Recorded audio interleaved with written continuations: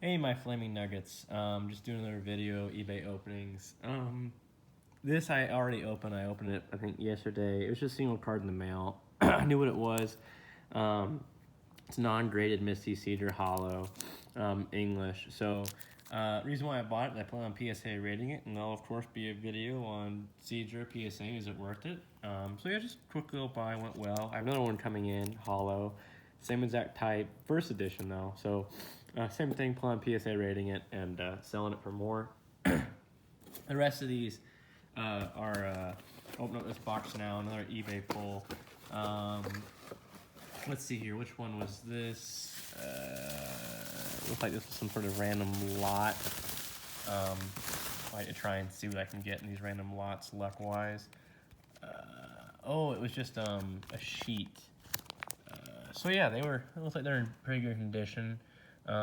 Mainly interested in the two magnetons, which look like they're in great condition. So, I would say those two cards will definitely probably be PSA rated.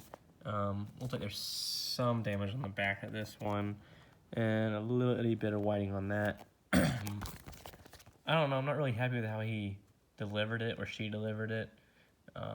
I'll take another look exactly on what the deal was with that. This also seemed like it was not delivered properly. In fact, it absolutely wasn't. I think this is just another random lot. If you're going to mail cards, please use some sort of sleeve. I've never seen a World Championships card from 2011, but let's see what we've got card-wise. It's a pretty big lot. Okay. So I don't remember what this lot was. I'll try and organize these better. I wasn't expecting it to be shipped this way. As I said, not really happy with how it shipped. I'm going to take a look at another World Championship card. I'm going to take a look at the description from the seller because I don't think the cards were supposed to be lightly played. Some of them are lightly played, or I'd say majority of them are. Or if they weren't, they got damaged from how they shipped them. So, yeah, I'm going to take a look and see if I need to message that that seller in regards to the condition of the cards and how they arrived. That's on them, and that's how it's going to work too. So whenever you sell cards, make sure that if you say they're near mint, that you want to do everything you can to make sure that they arrive as near mint to the buyer. Otherwise, the buyer can, send them back or just, complain through eBay or whatever platform they get them from. Because if they're not actually near mint, oh, this is nice little reverse hollow trainer, then you failed to deliver what you were selling. Looks like there's quite a few reverse hollows and hollows. Once again, like, I don't know why you wouldn't send these sleeves. It's kind of crazy to me. So yeah, I'll have to take some time and sleeve them later myself.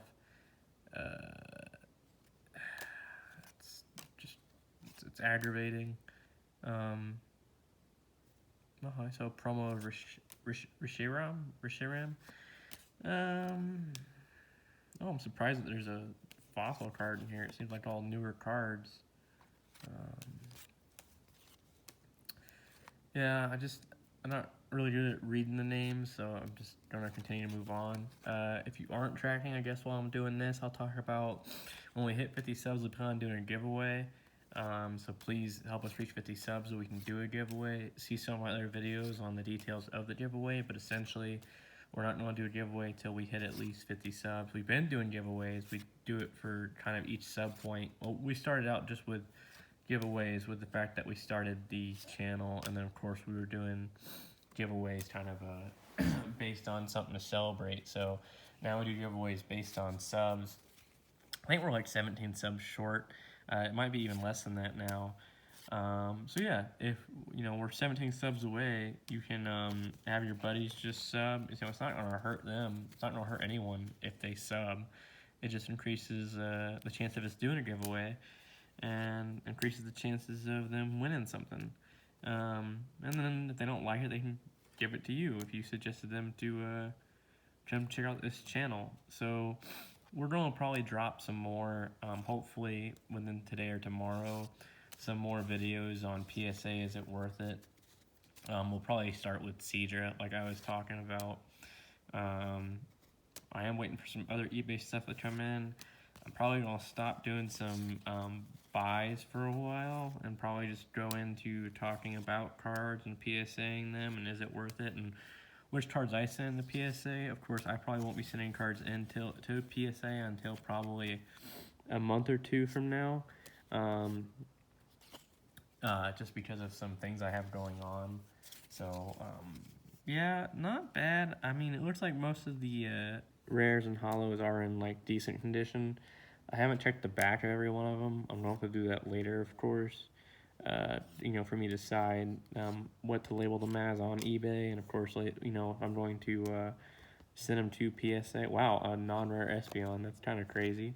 But yeah, it looks like a lot of them have whiting on the back, which really ruins the value. So probably going to have a word with that seller, or at least with eBay, as I said, because I recall in the listing both of the eBay pulls today, things were supposed to be in near mint, and the amount of whiting I'm seeing just isn't near mint at all. I've never heard of this guy, so that's cool. Oh, got a ho-ho. It's got some bending. I can straighten that out, but then it's got whiting on the edge, and that kind of ruins it. And Mewtwo EX, some cool artwork, some whiting on the edge, a little bit of bend, but I have ways of working the bend out. Wow, that's beyond heavily played. That's just straight damaged. Yeah. Moltres, just some heavy whiting right there. Got quite a few Zekroms, which is a card I've never heard of till recently when I started doing this this channel. It seems to be, you know, they label them as rare, but it seems like I'm getting a lot of them over. It seems like everyone sort of has them in their collection. So I'm tracking. He's supposed to be like a legendary, but he doesn't seem very hard to get. I think. Hold on. I think this is another Zekrom. Oh no, it's actually a Zapdos. With a strong bit of whiting. So yeah, not really excited by the condition. If you're new and you don't really know with like Pokemon cards or any sort of card, whiting really kills the value of the card. Even if it's like something you're like, oh yeah, no, that's not that big of a deal of whiting, and you know that's fine. You know, you're probably just someone who plays with the cards, but like for collectors, they take that whiting thing pretty seriously. Of course, any bends or scratches are like, this is pretty bad. Yeah, stuff on the front is taken pretty seriously. Stuff on the back is taken more seriously than you think it would, but of course, stuff on the front is taken more seriously than stuff on the back.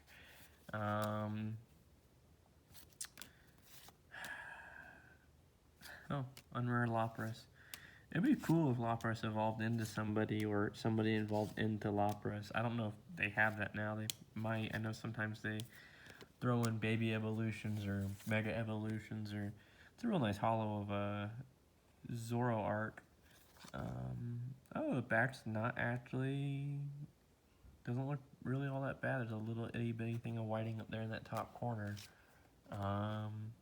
Another Reshiram or Reshiram, some whiting on the back. A lot of Scolipede, who's rare, so must not be like super rare because this pull had like 5 of him. Let's see. I mean, even if I sell most of these cards, I think at like 50 cents a piece, I still pull a profit, and most of these cards are worth more than 50 cents a piece, which is kind of the point. Although I am really more into buying large price cards and just selling each of those individually instead of having to go through all these small price cards. But, you know, sometimes it pays off. That's cool. Basically a different version of the Greedo, but mole form. So, an evolution of a Magmar. Yeah, see, damage on the front like that just kills the value of the card, so that's probably not worth anything now.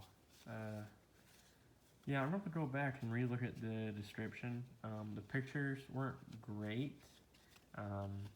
I try not to bother too many people who have large lots with more pictures necessarily, depending on the cost. So the cost of the eBay listing wasn't really like too like high at all. But some more World Championship cards. I have no idea what those go for. I've never seen them. I've never seen them on eBay. That'll be interesting to see if they go for anything extra compared to normal cards.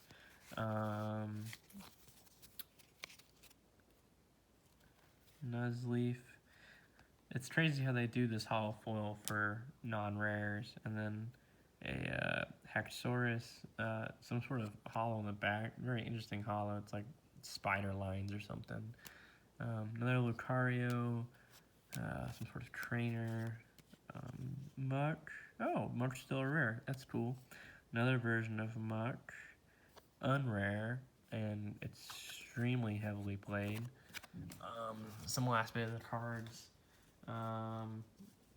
Yeah, I think I'm gonna stick more on PSA. Is it worth it? I'm probably gonna slow down my buying because it's hard to keep up with the buying and the amount of selling, especially when I'm buying collections like this. And I'm more focused on which cards I can PSA and pull heavy profits from versus reselling lightly played, heavily played cards and lots. That's why I kind of use those cards as giveaways. I know some people watch the channel because, you know, whether you're a collector, buyer, and seller like me, or just someone who plays the game, free cards are free cards. And most of them are playable. I know there's some things that are considered marked cards. And that's just, you know, if there's like heavy distinct damage or coloring, you can't use those cards in regular gameplay. But that's why I do just, you know, I do cards as giveaways, ones that I can't really sell, but cards that will still be playable for the people who play the game. So check out the giveaway. Check out some other videos to learn about the giveaway. Help us at 50 subs so we can do the giveaway. And yeah, I don't know. I'm probably going to start pulling away from random lots. I haven't had like a huge strike of luck, which is fine. There's definitely people out there who are just literally trying to make a book and make it seem like it's a random lot when really they probably just, you know, like they might say, oh, 1 in 25 chance to win like a Charizard PSA 8, and they're not like an official company, you know, they're just like some person on eBay. Well, eBay's not going to go back and fact check that. eBay isn't like searching through each of your decks when you mail them out. So I'd be wary of that. Like, that's just the easy way so that way they can burn out their bulk cards. Like, they can just straight up try and like move bulk quicker by saying, hey, there's a chance you'll win this super rare card. And like they never put it in, or of course they'll put it in the last bulk, so it's not random. It'll just be the last bit of their bulk comes with that card. So like, you know, they can ask that person to verify, you know, saying in the chat or review, wherever you want to put it, oh yeah, no, I won this card, and like, you know, but then also, you know, they may not even say that, and you do all that, and there's a chance that someone doesn't verify for you, or you have your buddy win it, and have them verify it for you. Yeah, you should be wary of those things. It's why people like buying BSA cards, because a PSA card is, you know, going to come authenticated. It's going to come with a condition code that, you know, is that code. It comes with a lot of information on the card, and it comes with a population count, which helps, and they just gain rarity over time. So I think I'm going to try and stick to that. I have to get, of course, I have to, of course, send cards in to be PSA rated. So that's the other thing too.